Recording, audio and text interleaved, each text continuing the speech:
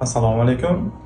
Bizga obunachilarimiz tomonidan berilgan savolga to'xtaladigan bo'lsak, siydik tosh kasalligi bilan og'rigan bemorda yiringlik jarayon bor yoki yo'qligini aniqlasak bo'ladimi degan savol oldindan, ya'ni operatsiyadan oldin. Xo'p. Oldindan aniqlashda imkoniyat yo'q, lekin biz taxmin qilsak bo'ladi. Taxmin qilishimiz uchun kerak bo'ladigan narsa bu bemorni anamnezini yig'ish, ya'ni kasallik tarixini yig'ish,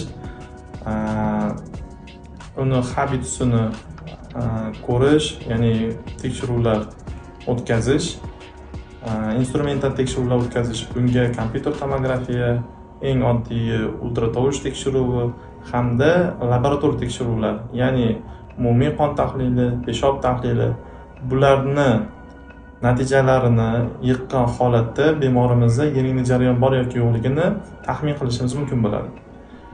Faqatgina operatsiya jarayonida biz bemorimizni siydik yo'lidan kirib, provodnik orqali to'sib turgan toshni siljitganimizda undan chiqadigan suyuqlik xarakteriga qarab yoki bo'lmasam buyuragini punksiya qilgan paytimizda undan chiqadigan suyuqlik xarakteriga qarab unda bu bemorimizda yiringlik jarayon bo'lgan yoki bo'lmaganligini ayta olamiz. Shunga o'xshagan savollaringiz bo'lsa, direct orqali yoki kommentariy orqali qoldiring, biz bularga javob berishga harakat qilamiz.